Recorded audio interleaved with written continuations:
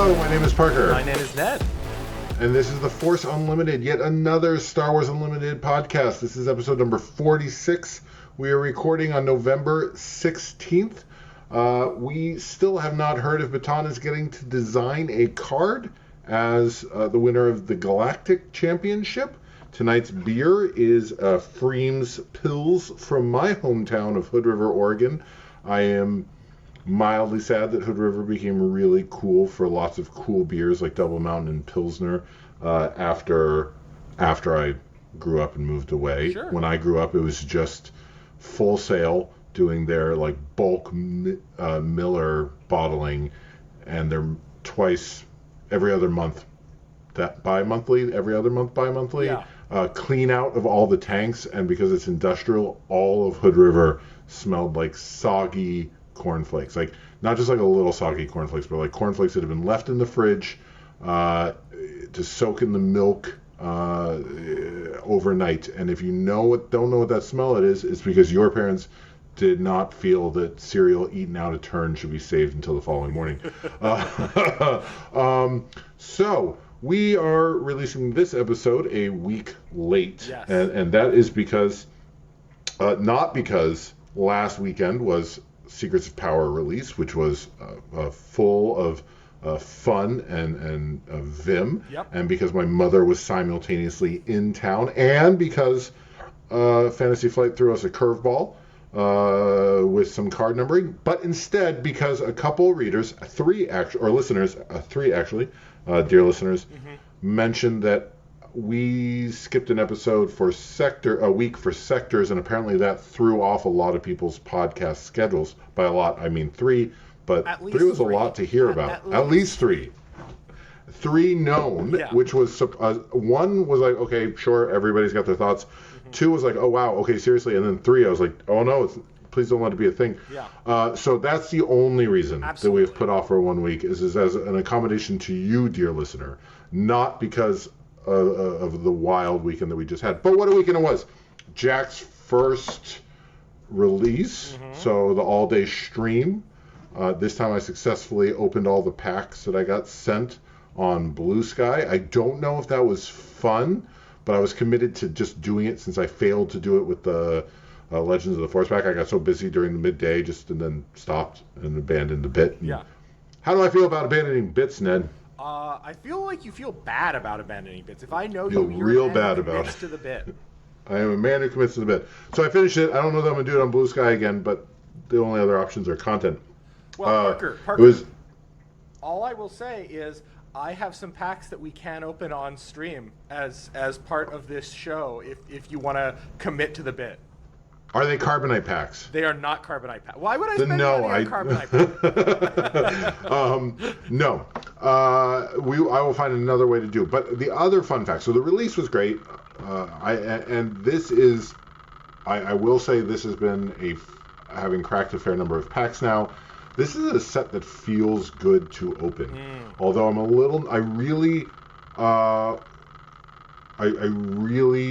need some of the legendaries that I opened to be good. Yeah. Because I have 5 Darth Nihiluses and 0 Queen Amidala's, and I really need Queen Amidala for my Rey deck. Yep. So I'm nervous we're entering into like Spark of Rebellion Black 1 territory where I got like 6 Black 1s. And I feel like a lot of people got a ton of Black 1s, and that was just not a particularly playable legendary. And Yeah. I need Darth Nihilus to not be that. I need it to be good in a deck so that I can be happy about opening more than one playset. But that's been going great. And it reminded me, the stream reminded me, I want to give a big shout out. I'm really excited about Axel Hutt joining Fantasy Flight as, I don't know the title, art director, manager, liaison, supervisor. I don't know exactly, but we'll be sad to miss Axel's art, but his presence as to direct it will be great because so many of his cards are absolute bangers. 110%. Now, Ned, I got to talk to you about a curveball. A curveball? So, and I will acknowledge I probably care about this more than most people, but 2 cards in Secrets of Power have the same, 4 cards, 2 sets of 2 cards in Secrets of Power. 2 printings in Secrets of Power have the same number. These Wilro Hood, and the Bardotan Ornithopter have, in their foil variants and hyperfoil variants, are the same number, and then other numbers get skipped. Ooh. This was rough for me personally, not going to lie. That was real rough for me personally, but the funny thing is the official stance came back from Fantasy Flight that they're not going to errata this, that this is just the way it is, and they're going to move forward with this, which, the idea is that it would be more confusing, which I take... Why is it confusing? What I mean, yeah. Right? Like errating if the number was set 571. Text, right? Like if it was rules text, I understand that being confusing, where people look at the card and they're like, what's the rules text? And, well, the rules text isn't what the rules text actually says. But you have 2 571s. Yeah. So Secrets of Power 571 does not, for the first time in 6 sets, does not accurately describe or sufficiently describe a card. No. Now, we've had different printings where there's a judge stamp. For the first year, foiling was double numbered, so the foilings didn't have any numbers. All of that has been discussed, but up till now, up to these 2 cards, a number uniquely described a card. The mechanical text, right. 571, in the previous 5 sets, 571 for each of those sets definitively describes a card. There was one and only one mechanical entity that corresponded to that number. And now there is not, and that's fine for Fantasy Flight, and that's fine because they use Melee, and Melee manages purely through card name, which is having its own problems, as you may or may not be aware, because Fantasy Flight has chosen not to make the name unique as well. So this is a very fun release, because at the same time we got the Intro Battle Hoth bases, mm-hmm. and the Intro Battle Hoth base has a 20 hit point side and a 30 hit point side. And the name is the same on both sides. The card number is also the same on both sides, which is weird because double-sided cards with tokens, they give them different numbers. Okay. There's TO2, TO3 is the card number for tokens. But this is a base with 2 different mechanical sides with same number, mm-hmm. same name. Yeah. That's a problem for Melee because if you think nobody would show up to a major Melee event with a 20 hit point base. Yeah, no. Like, you clearly haven't been listening to the show. You're very wrong. I would. Yeah. I would have absolutely run the whole IBH business. So that's going to be a problem, right? Like, yeah. I mean, I can't wait. Somebody's going to insist that you run the 20 HP version because your deck just says you're running, and you happen to put the 20 HP version down. Like, that's a problem. But at least those were the same names, so that's creating its own problem. It's really just which printed attribute you rely on. But here's 2 separate complete cards. And I bring this up not as a violin for me, although, man, your violins, Parker. I would love that to. I would love to have that come up not on the weekend where I had a lot of family coming into town and I was meeting a new fiance, not mine, but in my family. So new family in town that I was just meeting. It was a very busy weekend that I was frantically then trying to work long after everybody got to bed. So sad violin for me, but more importantly, because if dear listeners, I know that like Ned, some of our listeners are pedants. Oh yes. Pedants. And please reply in comments if you know a game where this has been handled, a modern game where this has happened before, where no unique identifiers remain for a mechanical card. Forget printing, forget foils, forget weird treatments. I don't care. But if this has come up before with a modern game, everybody knows that the games Ned and I played in the 90s had misprint wazoos. Oh, yeah, no, it was awful. It was awful. I don't care. Yeah. I'm talking about, like, post Barack Obama, right? Like, the last 10 to 15 years as a game that is still in print in the last... I'd like to see how, say, their communities manage to accurately describe cards when you have these kind of misprints. Because the thing that boggles my mind is that Fantasy Flight's official stance was they don't want to errata it because it would be confusing. Mm-hmm. But who cares about the card numbers except for the kind of people who really care about that kind of stuff, right? Like, no, your locals again, like you said, Ned, confusing I who. predict if I was to pick 10 kitchen table players of Star Wars Unlimited and I asked them to identify the card number, I don't think that they would on the first try. Right, like even where it is, Yeah. like where, Yeah. like where, like Yeah. you know. And here's, you know, like I think you're definitely gonna have players who don't even know what the range band of the normal cards is. Maybe you can guess in there, but the people who are going to notice that there are two 571s are the people who have spreadsheets. They're the people who are like the kind of people who like try to guess what preview cards are coming based on gaps in the numbering. And so when the numbering is wrong, like the only people who I feel like you've made it more confusing. Very invested players who both notice and care, right? Right, and who will Yeah. Who will like take the time to understand what happened, how we got here, why we got here. Not just me, because I defer to so many spreadsheet people. When I have questions about card numbering, I turn to people in the community Discord, and I'm like, hey, because I don't track this stuff. Like, let's be honest, I am not a Ned. You've known me for a long time. I'm not a detail-oriented You are not. person. You have many admirable qualities, but detail-oriented is not among them. I have made a terrible mistake positioning myself as the person in charge of the authoritative answer on some things. Yeah. So, like, but it just boggles my mind because the only people who even notice are the people who will not be confused and the people who will care. So, dear listener, a game in the last 15 years, a game that has foil cards that, like, you know, came out post TCG players acquisition by eBay. How do they handle this? Because I asked around, I did some Googling, I found nothing. So I would love the help. Anyway, Ned, as always at the start of the episode, we're going to talk about the match we just played. Before that, Parker, I do want to drop a hint. Yes. A hint, and that is a game that has received day one errata for multiple cards in a set is also what we're going to be talking about. Yes. So, what match did we play, Ned? We played a game of Riftbound, the League of Legends TCG, when my child and I were visiting. And that's it. That's right, dear listener. This is our obligatory Riftbound episode. Fear not. We're not pivoting. No. We're not pivoting. Even if we're good, we're not pivoting. Yeah. This is a SWU podcast first and foremost, but we talk about game design, we talk about card theory. We have never shied away from comparing Star Wars Unlimited to other games. Yep. And Star Wars Unlimited, congrats, little happy birthday thing. It is now out long enough that other games are now coming after it and are responding to. I don't know if they're responding to it. That might be too much, but are being compared to it. Yes. It is the object to which the subject to which they are the object. Because I remember when Star Wars Unlimited was coming out, Lorcana had just come out. Yep. Flesh and Blood was established as something that wasn't immediately fading away.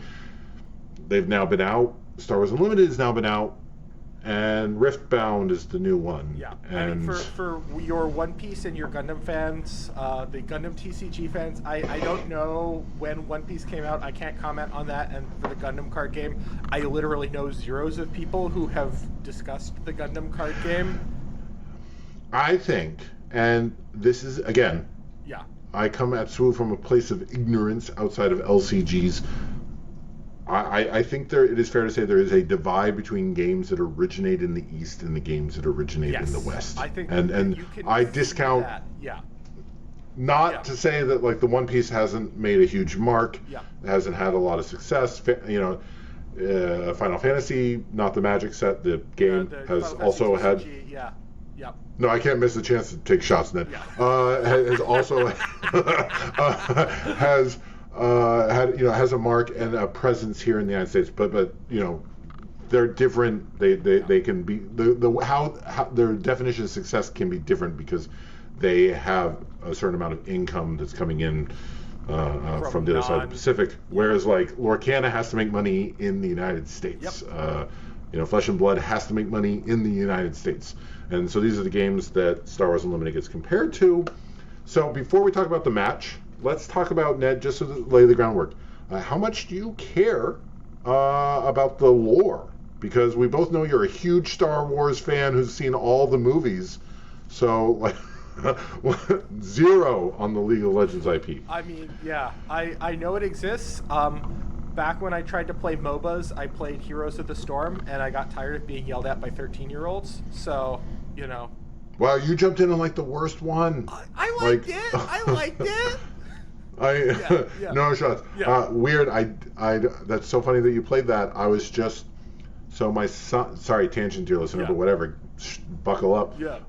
My son has discovered an interest in Warhammer, and I was trying to explain to him, the world, and I mentioned StarCraft, and I was just hit again by this. Like, you had StarCraft 1, you had Brood War, you had StarCraft 2. They pivoted to Overwatch. Those Overwatch beach skins were raking in the dough to the point where apparently there's a miniatures game now, but I'm like, of all the things you would compete with, StarCraft, I was trying to explain to my son that StarCraft is like, on the one hand, a rip-off of Warhammer, and on the other hand was actually kind of more successful at the time. Yeah. I would think, if you say by the, around circa 2005, like orders of magnitude. 2015, I think that the number of people who cared about StarCraft far outnumbered the number of people who cared about Warhammer 40,000. And way to drop that ball. Now Warhammer is huge. You've got Henry Cavill making a TV show, but Heroes of the Storm technically did have some StarCraft units. It had Proteus the drone. Yeah, that's... Or the probe, anyway.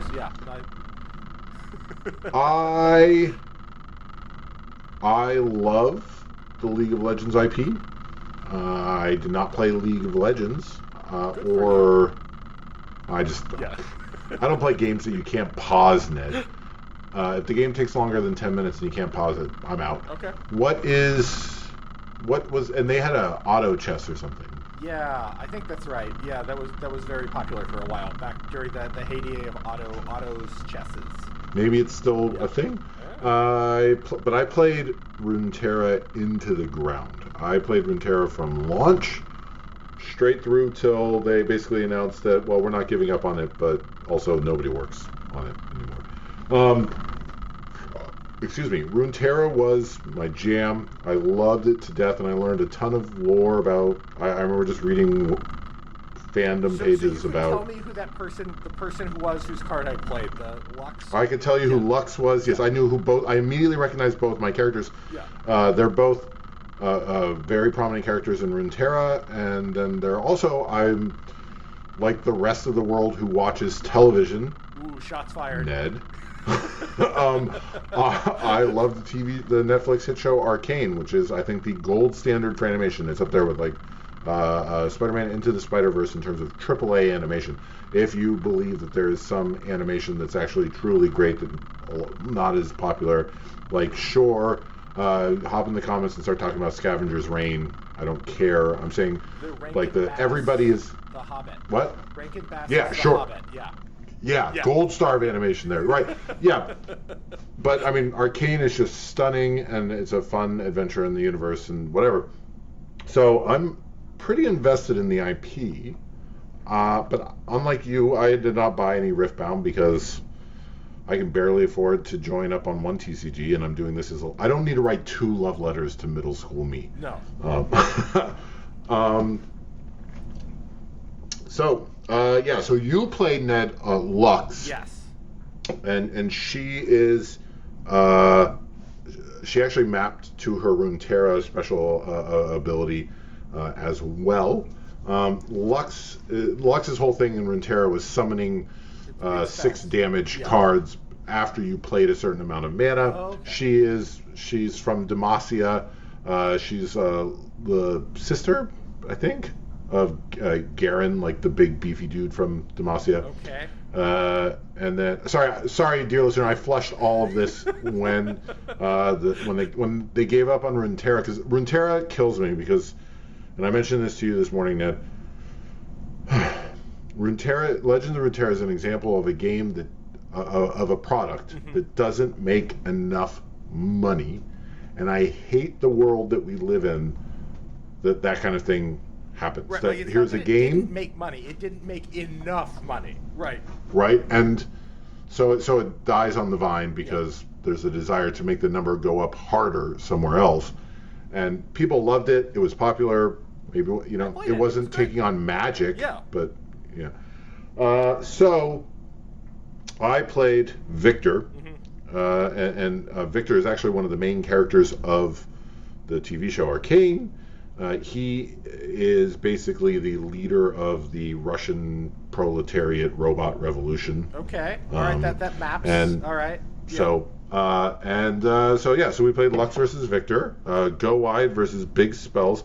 Now, what product did you buy, Ned? So you said these were precons. 3 SKUs. I bought the Learn to Play box set that comes with 4 decks, and I got 2 pre-constructed decks. So you bought no... Wow, that tracks. So just so we're clear, you bought 3 SKUs and 0 random product. That's correct. The starter pre-con decks came with 2 packs that I have not opened and I have no desire to open, but at some point I probably will. Right. Yeah. Which is a great model, right? Yeah. Like, here's your decks, and then immediately get hooked on cracking packs. Yeah.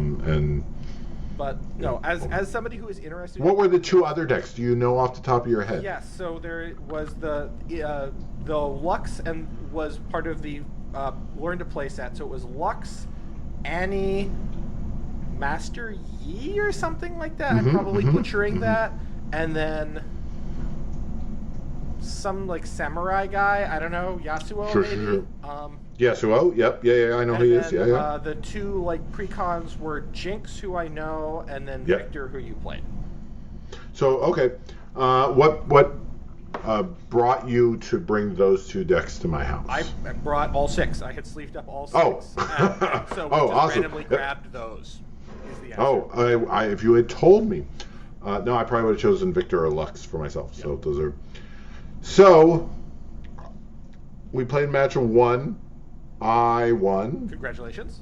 And so dear listener, we're not going to.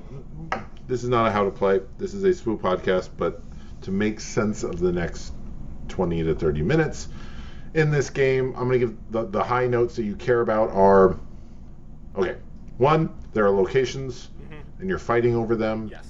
You have to, if you have dudes at them, then you score points. If you don't, and only one person can have dudes at them, you draw 1 card per turn. You also have a separate deck of resources, which are just they're just resources, right? Just resources, and you draw them, and that also does That's 2 a per thing. turn for resources. 2 per turn for resources in addition to your cards. They just come out. Card. Yeah. And then, so you play cards, you can deploy them to these locations, and then you fight over them. Yep. And and that was the game. I was playing Victor, who is a Go Wide deck. Yep. That was fun. And in fact, so you have a leader card. So let's talk about. We're going to talk about some of the things we liked. Yeah. Let's talk about one of the things you had thoughts on, Ned. So one of the things I thought was kind of interesting is you have a legend card, and the legend is Let's get the front face of a leader. It's legend and champion. Yes, you have it's legend and champion. And then chosen champion. Yes. Right, and so you I was playing. I don't forget something, Spirit or something, but it's a Victor legend. Yep. And then that allows me to start with a Victor champion card, which is set aside that I can cast once at will. Yeah. And so that, or just once, not whenever I can cast it. It acts like a swoo leader, right? Where you've got the you've got the 1 card, your champion legend, that is essentially the front half of your leader, and then you pick your back half of the leader from at present, given that there's 1 set out, a couple of options. 1 or 2, it looks like. Some of them have 1, some of them have 2. Yes. I thought that was dumb. Yeah. I thought that was. I did not like it. It's interesting that you can support multiple. Theoretically, you could support multiple archetypes, but I feel like it's the kind of thing where, given that you have 2 choices, one of them is probably going to be, or a couple of choices, one of them is going to be strictly better than the others. And if you also have this issue about balance that you don't necessarily have in SWU, where you can make a good back half leader by making their front half worse, but that doesn't necessarily follow because the two halves are split. Also, just like mechanically, it's fiddlier to have it work like two that. cards, right? Yeah, absolutely. No, and that's actually a great point. Is that so because the imagine a leader half without the unit half. Yeah. There's no cost. All of them to date have like two aspects, etc., or whatever they call them, regions or whatever. So there's no. They have to be all perfectly balanced. There's no balancing mechanism for the legend side. They are all just they're the thing. Yep. And whereas SWU, again. Right. They you can have like Anakin. Talk about the Anakin, the red Anakin hero leader. Right. Fine enough front side. You play him for the back side. That's what. And then you get even weirder stuff like Palp, where you can, Chancellor Palp, right. where there's the multi-flip, or Bale or Trench, or the other like multi-flip leaders, where you can deploy the unit side multiple times. Poe. Yeah. I think having a person you can identify as, like they've tapped into. That's good. Excuse me, a well-established. I mean, at this point, I feel like that's the default, right? Like. I think in general, at this point, it's better to have like a you are this person thing, because it helps to like seat you, and it also helps to give a sense to like what kind of a deck you're playing. It's you can get these easy summaries, and you have a card that is immediately identifiable as the deck that you're playing in a way that's fun. Agreed. Yeah. Yeah. So did not love that. That was fine. Mm-hmm. But the thing that I did love about it was, so Victor's special ability is spend a resource and get a deuter. Yeah. Like a 1/1. Even like they kind of look like robots. Right, yeah. A battle droid equivalent. Which, yeah, I was very pro, and it was just really nice after playing so much Star Wars Unlimited for the last like 2 years to not have to jump through hoops. Yep. Like, just, taking that shot. It was really nice to just be like, I will now pay one to put a 1/1 dude in. Right. And I think that the reason why, if we compare that to like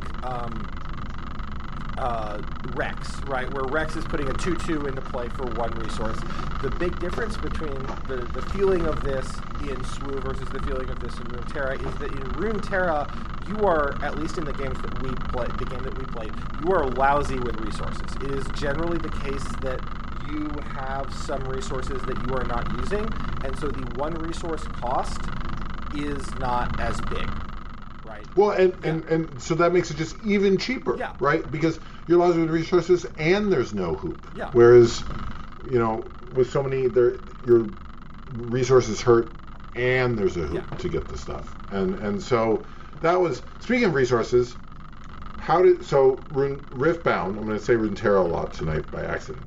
Riftbound has a tuck mechanic. So one of the mechanics you can use is a card will cost some number of resources, of which, I think, inclusive of the cost, some of those resources you have to put on the bottom of the resource deck.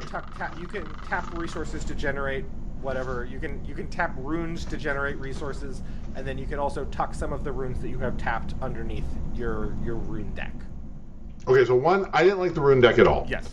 It felt clunky, and it felt like somebody's a naive attempt to solve the Hearthstone automatic mana go up. Right. Like, the world got better when we realized let's not shuffle lands into mana into our decks. That you just don't get the lands that you need. Right. I don't care, Magic apologists, that mechanic sucks, and most of the world has realized that it sucks. And digitally it's really easy. You just have the number goes up. And so but it's like, it just felt like, and I mean, I'm partial to Star Wars Unlimited, but there's other ways to do it with like Flesh and Blood's discarding cards of the matching whatevers, but it was like, and also there are two different kinds. Mine was Order and Mind, but I basically never ever felt. Yeah, but it didn't. I never felt like it didn't feel like it was meaningful that like I had so many Order and so many Mind. Like that's right. Whereas you could just have it be. I mean, if you could just have it be Just resources. Like the fact that it was different felt, and I'm sure there'll be a mechanic in a set in the future, sure, but where it's like you can only pick it's all about first order. impressions. But yeah, it felt like so. It's not like so in Magic, cards have a cost, and you pay for the cost with resources, and some of those resources need to come from a specific color. In Riftbound, cards have a resource cost, and you pay the resource cost, and then as an additional cost, you might need to tuck some resources of a particular color back underneath your rune deck.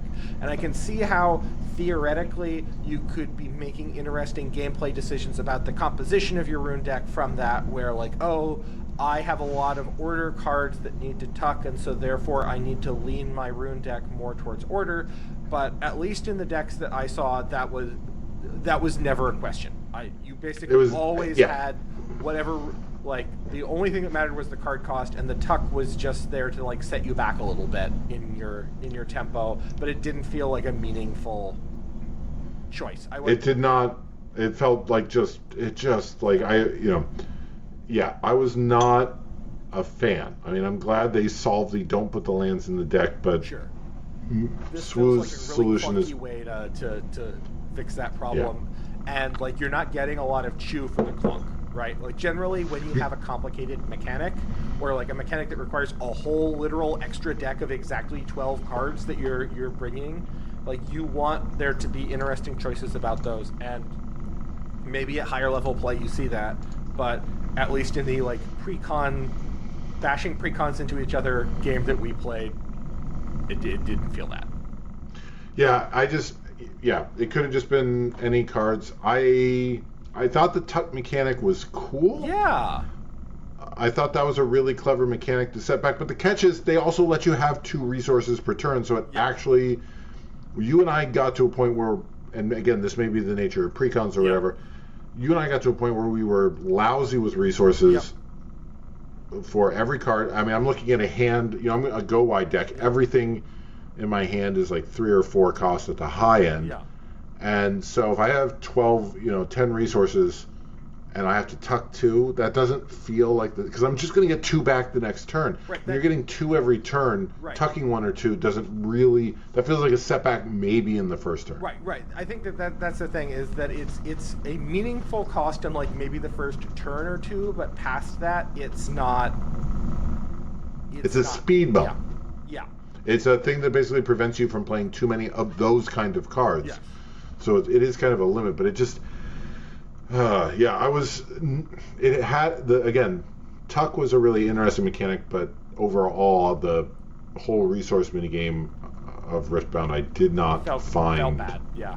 Fun. And then comparing, I was drawing 3 cards per turn, 2 of which were resources, 1 of which was a regular card. That hurt. I have become very addicted to Star Wars Unlimited's 2 per turn. Yeah.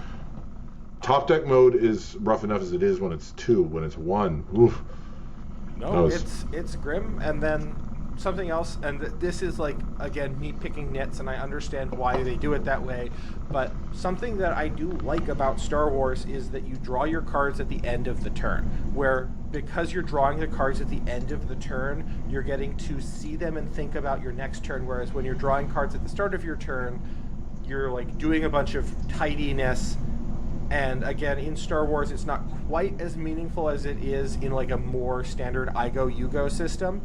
But drawing your cards at the start of your turn means that in the middle of your like cleanup and your turn planning, you immediately have new information that you need to react to, and that tends to make your turns take longer. Whereas if you draw at the end of your turn, you have all of your opponent's turn when they're doing things, and you're probably doing fewer things. Well, that's not relevant in SWO, but I mean, even then, I'm drawing. For 50% of the time, it is relevant because I'm drawing and you have initiative. Yes. You're taking an action, and it gives me a moment to parse. Yeah, exactly.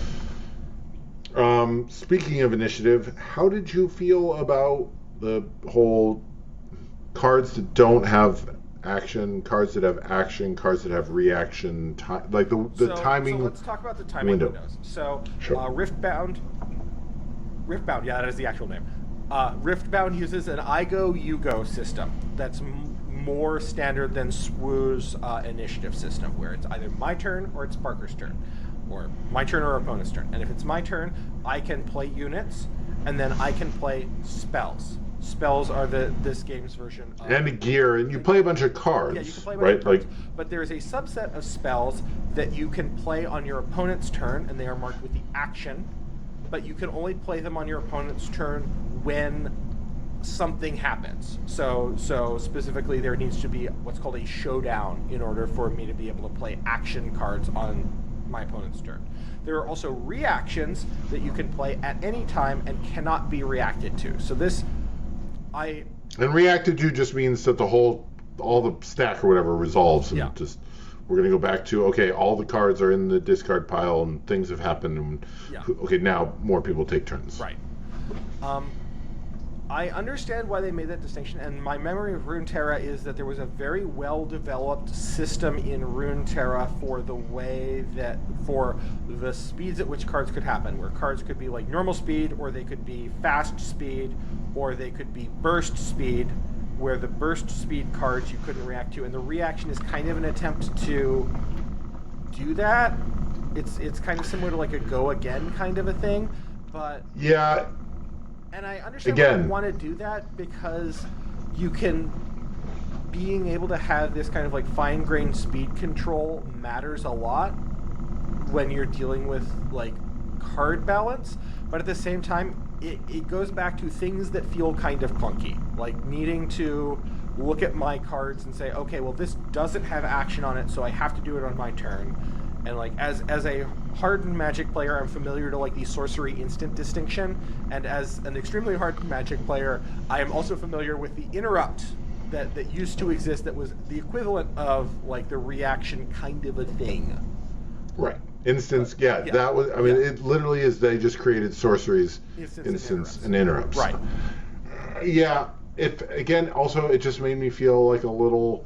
The game has some notable differences from Legends of Runeterra, but also I was like, if you're just going to be recreating like a lot of the same ideas and elements, why not just give it the same name?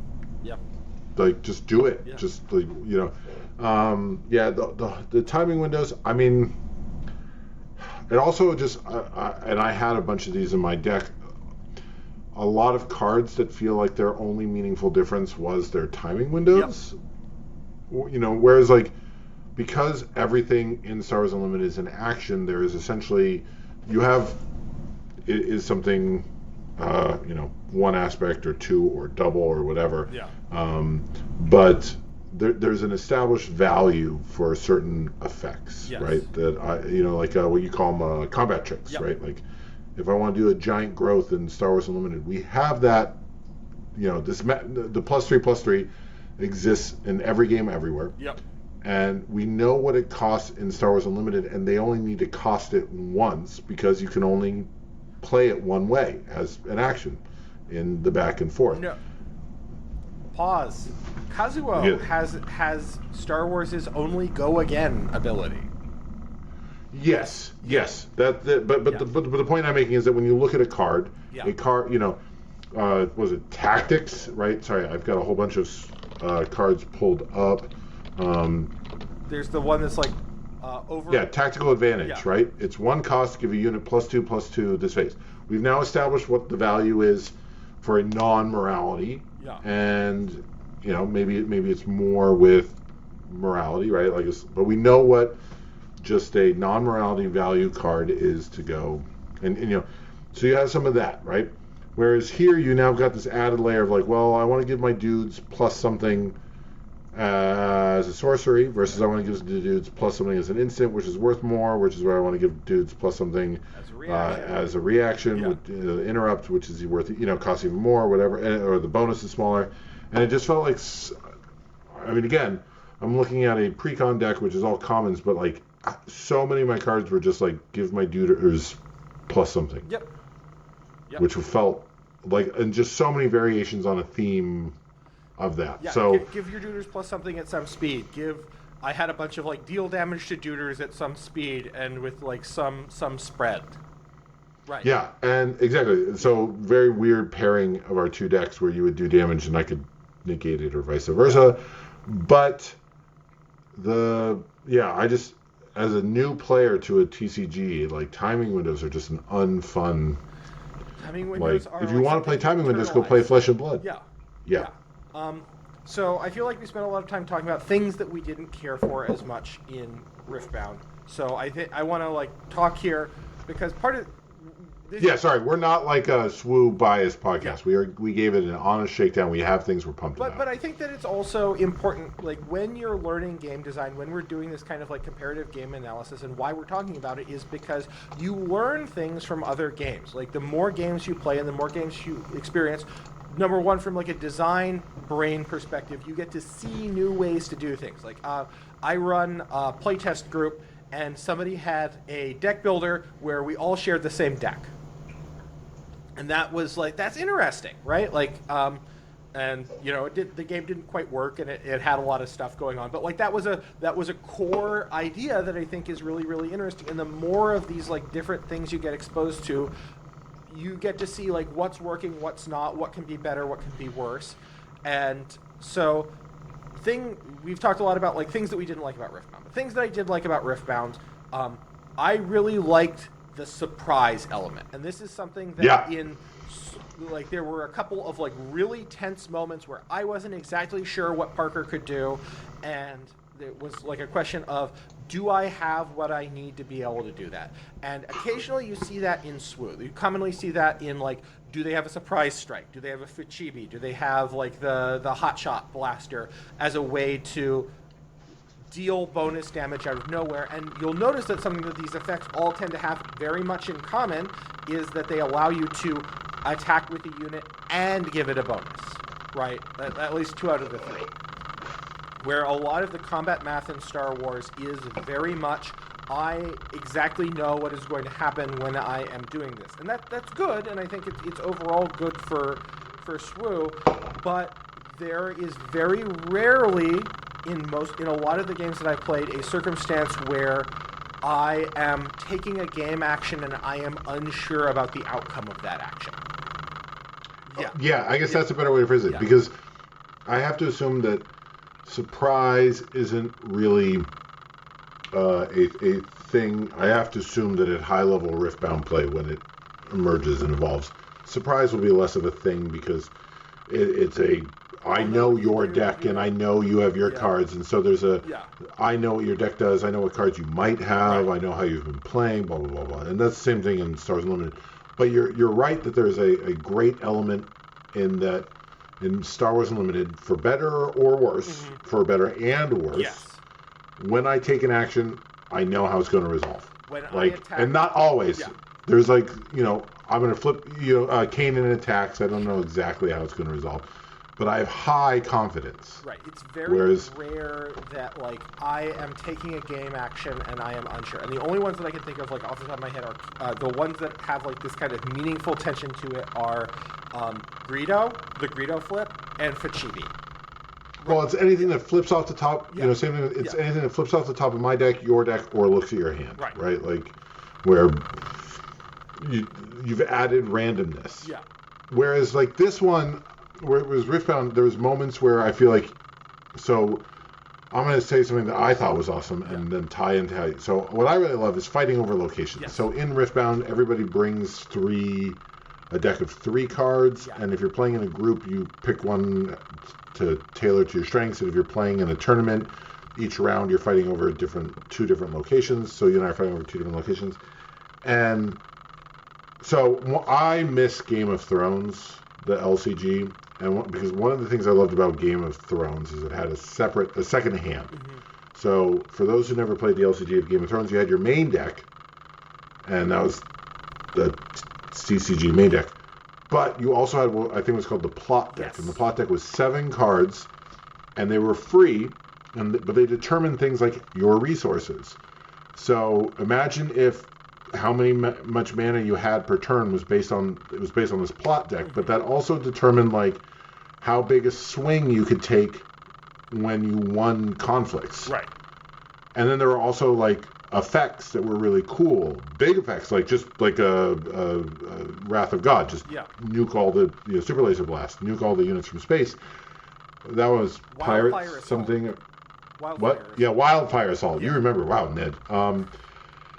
So, but the catch was, so those 7 cards, they're free, they have a wide variety. They affect your whole turn by determining all the numbers you care about that turn, and maybe usually have some text. Mm-hmm. And you had to play them every turn, and you couldn't play the same one. So it was essentially until you got through all 7, which is great. So like you could put Wildfire Assault in, which was a Super Laser Blast, but that meant whether you were up or down, you had to play Super Laser Blast every 7 turns. Yep. And so I love any game that maintains like 2 hands. So the idea of having 3 locations that you pick at the start of the round, I love that. They had the ones that I saw were all your dudes get +1. And then if you have 7 or more dudes at a location, you win the game. Yeah, and I think the third one I had, well, I want to come back to that one. And the third one I had was when you hold this at the start of your turn or whatever, you get a dude at your base. Yeah. A droid at your base. But so I thought that was cool, and it really changed. So I love alternate win conditions. So slamming one of those early in the game, hold this with 7 units and you win.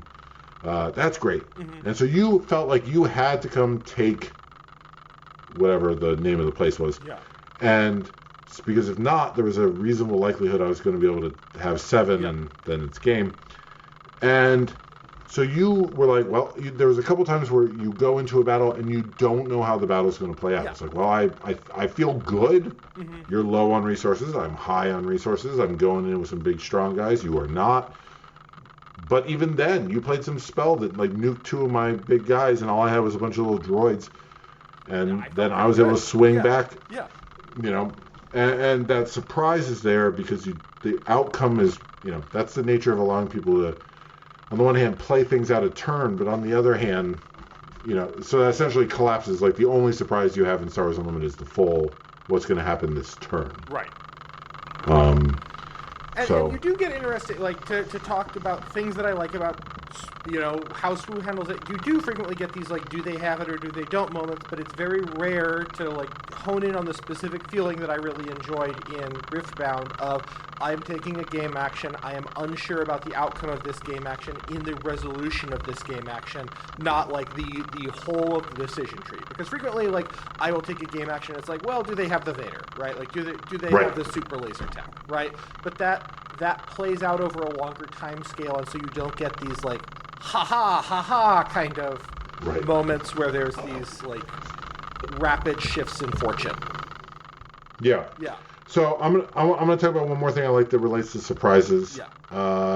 And I'm gonna talk about it as a so we have a little note here on kind of strengths and weaknesses of Riftbound to Star Wars Unlimited. Yeah. And so my deck had a bunch of cards that are hidden, and you can play them, and hidden not in the Star Wars Unlimited way where they just can't be attacked, but hidden that they're played face down. Mm-hmm. They felt woefully undercosted to me, like because you just have to tuck. But again, that tuck felt negligible. Right, but you can't resolve them this turn, so it's like you're gambling whatever. Yeah. But and then you get to play. They're a face down unit that you can reveal, or spell that you can reveal at an opportune moment. And that was really cool. Those are surprises, right? Yeah. And they add uncertainty, kind of similar to like Hearthstone's Secrets or whatever. And I'm sure the meta will resolve similar to smuggle cards and so forth, where like Riftbound only has 4 or 5 secrets that are actually worth the cost, and or hiddens that are worth the cost. But I feel so. My overall verdict on Riftbound is that I feel the foundations are a lot worse. Yes. But they did so much more with it. For a game that is in fact narrower, because the runes, the resources are a separate deck, and the health and damage are just one number. That is, it's essentially like kind of like smash up the game, with like the TCG. Yeah. Just a number. I feel like they took some big swings with the tuck mechanic. That didn't have to be in the core set of the game. Yeah. There's nothing intrinsic outside of the face down cards that requires that you have this cost. But the face down cards were a mechanic that I felt like they did, had a lot going for it. there's just, I felt like even forgetting things like locations, which like how you implement locations in a game is a thing. Mm-hmm. And once you've made that choice, you can, so like that's not really available to Star Wars Unlimited. Made a great choice with put it as part of your identity. Riftbound made it as part of the objective. Mm-hmm. But again, alternative win conditions printed on cards in set 1. Pre-con based set alternate win conditions that are like difficult but not insane. Right? Right? I mean, I was close. Yeah. I think for 2 rounds there, I had 6 out of 7. Yeah. And, because, spoiler alert, Ned, it was a unit that was face down. You were counting it like it was a unit, so I was pretty sure it was a unit. Yeah, I'm not great at these games. Yeah. So it was, for me, I felt, again, the foundation of Riftbound is weaker. Yeah. And I have my own doubts about Riot as a company. So who knows how it will continue. Yeah. But I felt like weaker foundations, but I felt like they really swung for the fences in a way that I was kind of... So let's talk about Hearthstone and let's talk about Admiral Piet. Yeah. So when Hearthstone came out, and I loved Hearthstone. Mm-hmm. That was really great for one set. And my desire to play Hearthstone dropped almost immediately in set 2. I don't even remember what it was called. But it's because Hearthstone came out and all of the cards basically just were like passive. Like they existed, they had a benefit, maybe they had a trigger or a response, but it was automatic, but you didn't do anything with your units. Mm-hmm. You just put them down and attacked. That's it. None of them had a spell that did a thing. And I was like, that's fine. It's the core set. They got to get people used to, it's early days. Yeah. Digital card games are new, blah, blah, blah. And then set 2, I was like, let's hold out for set 2. And then set 2 came out. I'm like, okay, so now you've got an established fan base, millions of people who know how to play the game. Now's your chance. And if anything, it got simpler. And I was out. Set 1, not leader Admiral Piet, who I love, but set 1, Spark Rebellion unit Admiral Piet, who has an activated ability. You exhaust him to do a thing that is not attack. And I remember he was about the 100th card previewed, maybe 80th card previewed. My heart sung when I saw that, dear listener, because it showed that that Star Wars, even though almost all the cards either had a passive effect or they did, a triggered effect or whatever, that they were willing to make cards that you had to exhaust and do something, and seeing that do something with it was awesome. And I don't feel like I get that vibe through Star Wars Unlimited. The cards are good. I love the game, but I think there's a recurring complaint that like swing for you got to keep the games fast. Sure, blah blah blah. Like there's a lot of design boundaries and considerations, but like the bones of Sewell are so good, and like for me the joy of playing a guy who could just make a dude. I didn't have to jump through hoops. It was just make dude. Like go wide deck. You made a dude every turn, right? Like right, and you had to, and it wasn't like a big resource cost, and you weren't like having like maybe you had to weigh like do I do this or do I do that? But like I may go wide deck. I get to make like a little hooper every turn, right? I'm playing like the big spells deck, and I cast a big spell and I get to draw a card. I don't have to like. Right, but like for example, like compare Star Wars Unlimited Rex, right? I don't care about the cost. Yeah. I care about the mental burden of having like Rex. You have to have a friendly unit attack. Yes. And then you can make it do. Yeah. So there's already this like hurdle. Like the fact that for a game that kind of keeps things constrained and mechanically simple, Star Wars Unlimited still doesn't have a leader who just makes a token. Yeah. Like just there's no catch, there's no hitch. Yeah. And again, I'm not a game designer. I don't know what the price needs to be to do that, the unit resource cost, whatever. But the fact that it's like always, like I can't just spit out tokens is like, and if anything, I mean, I ping leaders, right? Like going to the ping leaders, right? Of the ping leaders, almost all of them require that you do something, and the scale of the something varies a lot. But like, there's a huge number of leaders who all their thing is when you do a thing, you get to do a point of damage, right? Right. But like the thing that you have to do varies in complexity and difficulty from like Bo-Katan, where it's, you know, attacking with a Mandalorian, to like Quinlan and Cad Bane, where it's just playing a unit. Like the way that the game is built, you have to kind of work to get this thing to have your leader do the thing. And definitely in Riftbound, I felt like I was doing the thing, and then I also got the benefit, right? I wasn't having... Right, yeah, I was just like, my hand was just full of like, do all of these cool things. Yeah.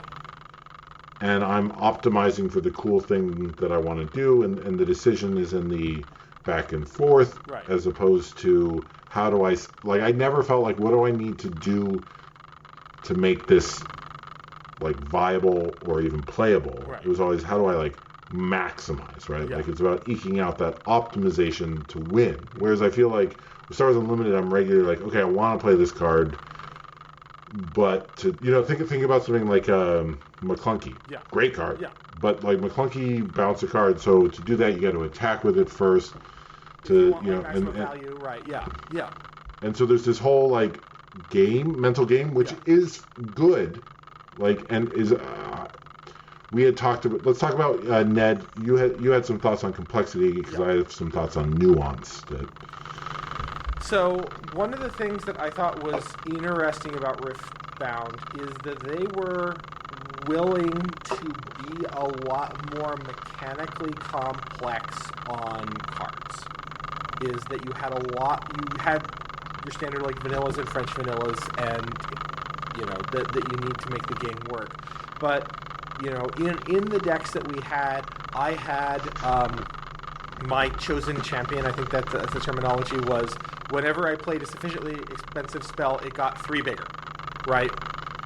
And that's a lot, and it's requiring me to like, okay, I need to keep track of this unit. I need to keep track of the fact that it's getting 3 bigger when I'm casting a big spell, and you know, it's requiring that I have like big spells in my deck. Similarly, like there were the small units, so it's like whenever you cast a spell, they just get 1 bigger, the Raven Bloom or whatever. And I think the only vanilla unit, I had units that were vanilla after played, because they had like when played effects or whatever. I had or like cost. I had like a 4/4 for 4 that was just like a vanilla. You did, yes, that's right. The Demacia, reusing art from Runeterra. I did not. The only vanilla guys I had in my deck were the units, the droid 1/1 thingies, the recruits. So yeah, there was a much more complex, and again, this goes into the idea that you and I are talking about. That like, I think Star Wars Unlimited has a fair amount of complexity, but it's in nuance. It's in that like optimized play as opposed to the cards, what's happening. The cards generally, like, they do what they say. You're not having to like try and parse like exactly what this card is doing and understanding how to use the card, right? Like, there are some cards that do have like mechanically complicated things that are going on, and I understand that like as a game designer you do have to be really careful with your complexity budget, but I felt like there were a lot more dramatic, like wild effects that I was not expecting. And partially this is because, especially comparing like spotlight decks to these starter decks, or you know, starter decks where it's like, this is whatever they're handing out at Target that anybody can just, 8-year-old Timmy can get their hands on. This is not a refined competitive deck. This is, here's how to play the game. Yeah. I mean, like, if you think about, like, let's talk about, like, the Padme starter deck, right? The Padme Spotlight deck, right? The Padme Spotlight deck, it has a lot of these reveal effects, and it has a couple of discard effects, but they're... And maybe it's just because I played a lot of Star Wars Unlimited. Let's not discount the fact that we've been playing this game for 2 years, and it's like we've internalized it.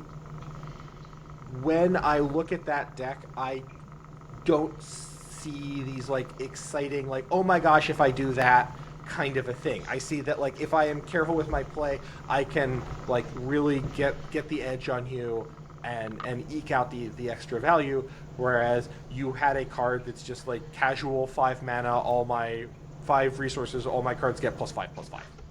Yeah. Yeah, and so I spent a lot of time the last 2 months watching 9-year-olds play Star Wars Unlimited. Yeah. Got a great chuckle out of a fellow parent when I noted that I bought the for a birthday kid, I bought the Star Wars Unlimited gift box that's available at Target.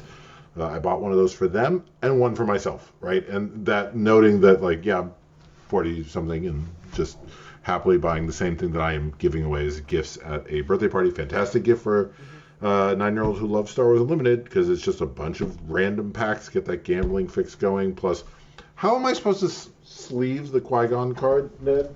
Hold on a second. I got to put this on the stream in case anybody hasn't seen it.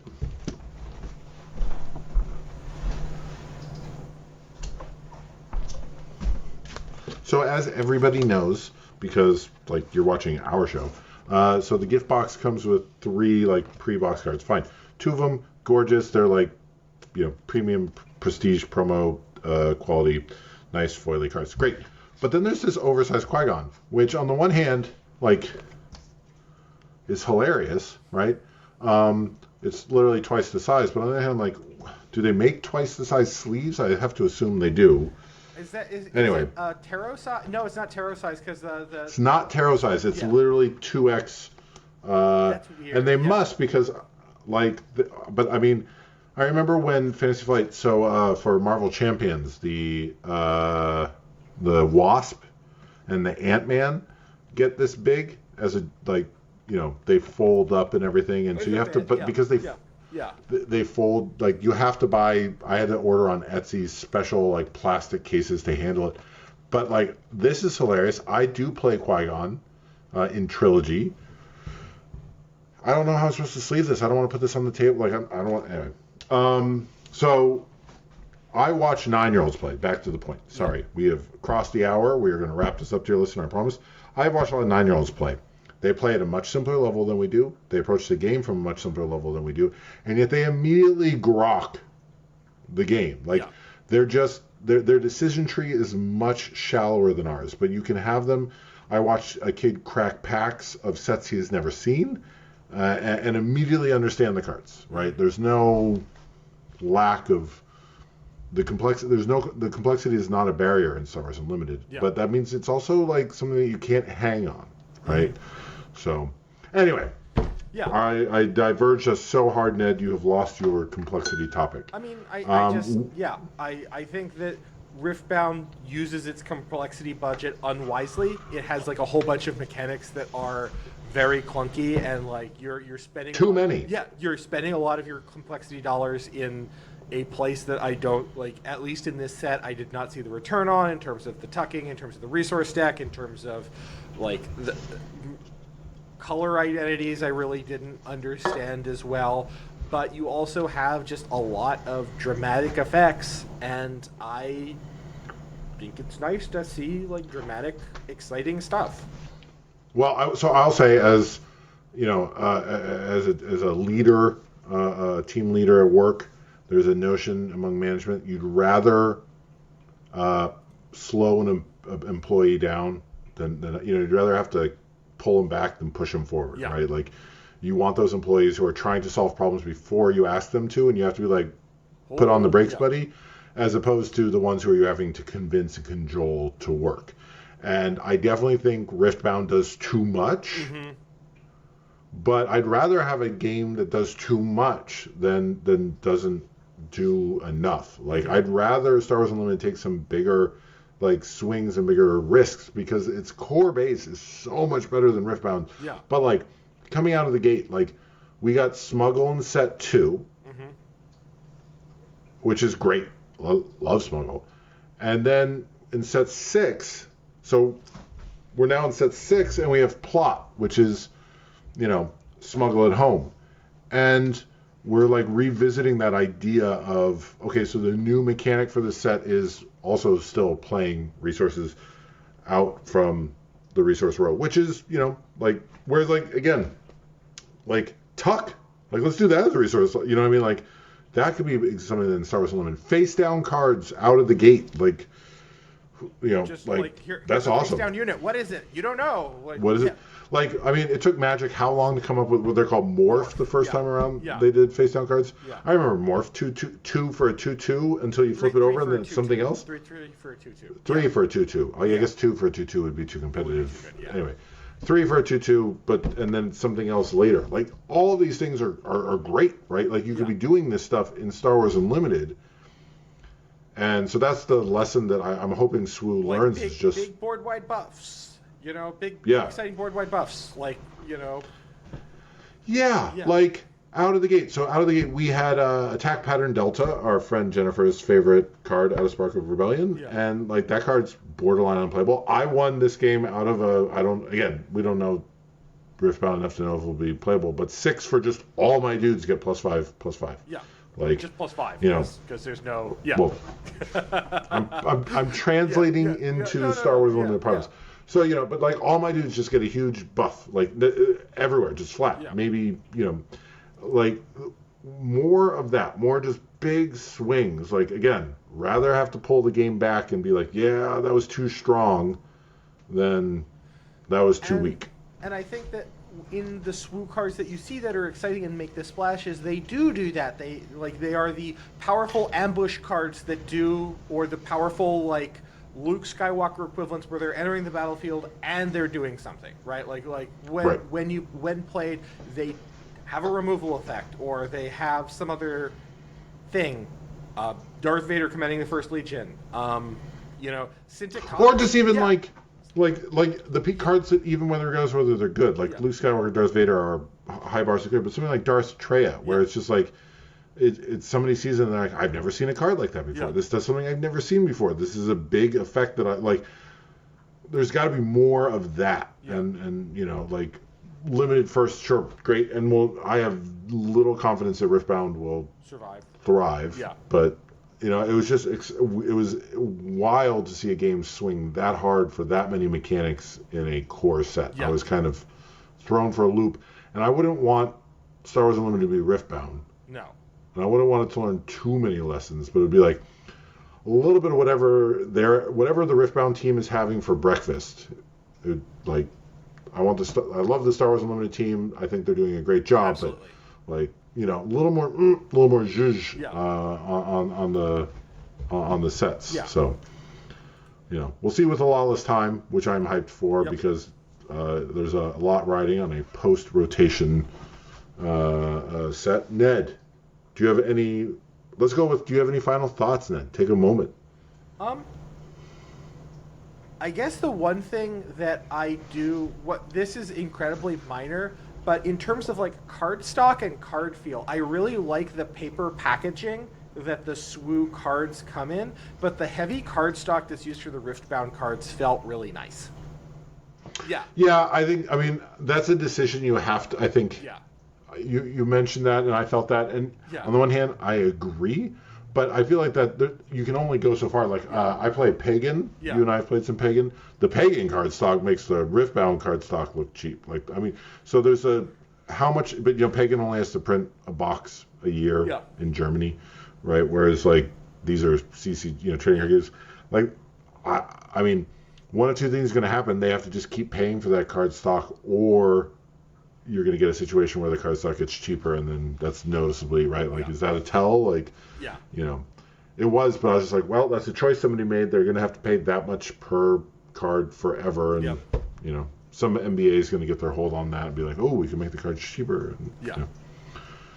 Anyway, thank you, dear listener. This was a bit of a rambly episode, but now that games are coming out after Star Wars Unlimited, I think those are the ones most exciting for us to talk about because we know as much about Riftbound as anybody else, which is not much. We're not experts, and that is probably the last you're going to hear about Riftbound on the show. Extremely, unless there's a Riftbound Star Wars Unlimited crossover. Not universes, galaxies beyond. I mean, I'm just going to say it. I spend a lot of I spend as a punctuation aficionado who has a law degree. I have spent way too much time thinking about the colon in Star Wars Unlimited. Is that to protect the Star Wars brand? Is that FFG learning what happened with Netrunner and wanting to be, I mean, like, if they lose Star Wars, suddenly there's a, Twilight Imperium Unlimited, right? Like, I think about that colon, I think about that colon a lot. And so, Riftbound Unlimited, it won't happen. No. But, that's what the colon's there for, Ned. So, all right, thank you, dear listener. We will see you in probably 2 weeks. Heck yeah. Adios.